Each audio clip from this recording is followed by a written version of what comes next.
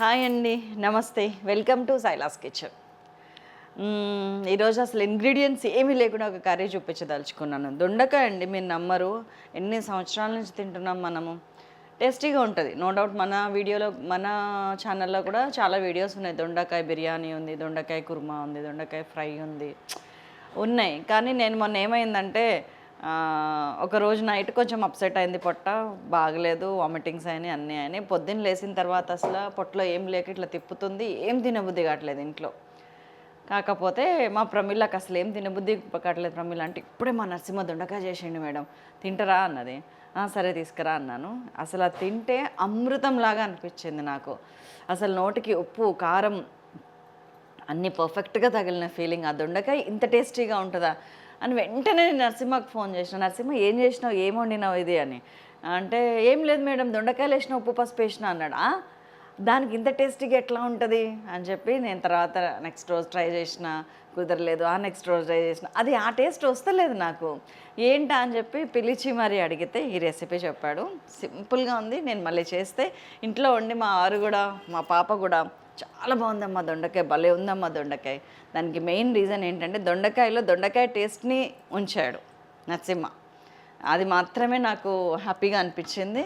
దాన్ని మీకు చేసి చూపించాలని వెంటనే అనిపించింది. ఇందులో ఇంగ్రీడియంట్స్ నిల్లు, సింపుల్గా నిల్లు, ఉప్పు పసుపు కారం, ఈ మూడిటితోటే దొండకాయ కర్రీ చేద్దామా. ఇది ప్యూర్లీ నరసింహ రెసిపీ. నేను చేశాను, చాలా చాలా చాలా నచ్చింది. పోపేసావా, నేను ఎందుకు ఫస్ట్ 2 times కుదరలేదంటే జస్ట్ ఆవాలు వేస్తున్నా, జీలకర్ర వేస్తున్నా. ఆ తర్వాత రోజు ఆ 2 తీసేసి అల్లం వెల్లుల్లి పేస్ట్ వేసాను. తర్వాత రోజు ఆ 2 తీసేసి మళ్ళీ ఫోన్ చేసిన, నిజంగా చెప్పు నరసింహ ఏం వేసినావు, అల్లం వెల్లుల్లి వేయలేదా అంటే, వేయలేదు మేడం, లేదు ఇంట్లో వేయలేదు, మేము ఇట్లనే వండుతాం మేడం అన్నాడు. అమ్మా అనుకున్నా. మళ్ళీ కర్రీ కూడా ఎంతసేపట్లో అయింది అనుకున్నారు, లేత దొండకాయలు ఇవి 5-6 నిమిషాల్లో అయిపోతుందండి curry. 5 minutes 6 minutes maximum high flame మీద. బాగుంటుంది, చాలా బాగుంటుంది. నేను వెంటనే ఫోన్లో మా అక్కకు కూడా చెప్పాను, అక్క దొండకాయ కూర ఇంత టేస్టీగా ఉంటుందని తెలియదు అక్క నాకు. నన్ను ఇట్లా చెప్తుంటే నీ మొహంలే. ఏంటంటే అక్క ఈజ్ ఫ్రమ్ రాజమండ్రి కదా, అన్నీ వేసుకుంటే, పోపు వేస్తే, ఉల్లిపాయ వేస్తే, పచ్చిమిరపకాయ వేస్తే, కొత్తిమీర వేస్తే, అన్నీ వేస్తేనే ఒక టేస్ట్ అని మనం అనుకుంటాము. ఏమీ లేకపోయినా కానీ టేస్టీగా ఎలా ఉండొచ్చు అనేది ఈ రెసిపీ చూడండి. నరసింహ చెప్పింది చా తప్పకుండా. ఇదేంటంటే అస్సలు సిస్సలు తెలంగాణ ఊర్లలో వండే దొండకాయ కర్రీ.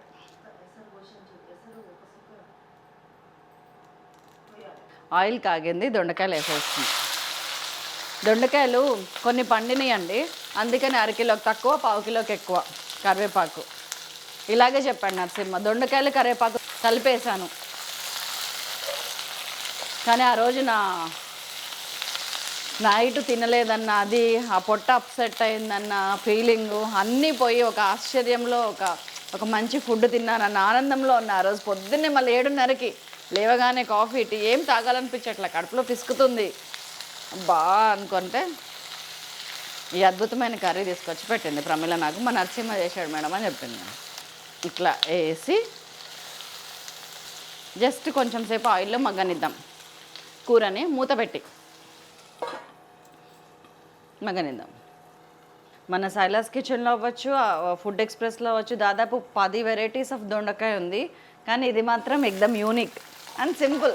చాలామందికి ఎట్లా అనిపిస్తుంది అంటే, అబ్బా ఇన్ని ఎవడేయాలి, దీనికి ఏమీ వేయక్కర్లేదు, పోపు గింజలు కూడా అవసరం లేదు, జస్ట్ ఆయిల్లో వేగనిస్తున్నా అంతే దొండకాయని. చలో అంతేనండి, లైట్గా ఒక 2 minutes వేగింది చాలు. పెద్దగా మగ్గేటట్టు వేగనివ్వకండి, అట్లా కసకసానే వేగాలి. ఇప్పుడు ఒక 1/8 teaspoon పసుపు వేస్తున్నాను, కొద్దిగా, అండ్ ఉప్పు వేస్తున్నాను 1 teaspoon.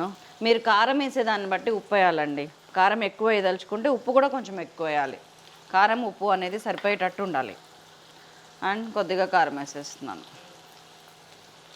2 చాలు, 2 teaspoons కారం. అండ్ ఒక్కసారి కలబెడుతున్నాను. ఇప్పటిదాకా హైలోనే ఉంది. కారం వేసి ఆ కారం మాడు వాసన రాకముందే ఒక్కసారి సిమ్ చేసి ఎసరిపోయాలి. జస్ట్ ఒక 50 ml వాటర్ చాలు,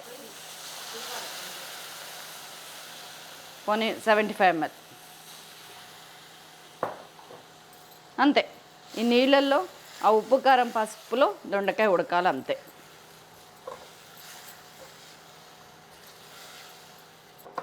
మూత పెట్టేస్తున్నా, మీడియం ఫ్లేమ్లో పెట్టా. ఇలా ఒక 4-5 నిమిషాలు ఉడకనిద్దాం అంతే. టడా, చక్క నీళ్ళల్లో మగ్గుతుంది ముద్దుగా అంతే. ఇట్లా దగ్గరకు అవ్వాలి. సేమ్ ఇలాగే ఉందండి ఆ రోజు నాకు ఇచ్చిన కర్రీ టెక్స్చర్. అందులో కొత్తిమీర కూడా వేయలేదు, వాళ్ళ ఇంట్లో లేదు వేయలేదు. మీ ఇంట్లో ఉంటే లేకపోతే లేదు.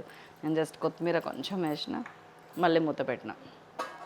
Let it cook. Already 3-4 minutes నుంచి సిమ్లో ఉడుకుతుంది, almost sim, not even medium flame. ఇంకొక 2-3 మినిట్స్ మనకి దొండకాయ ఉడకాలంతే.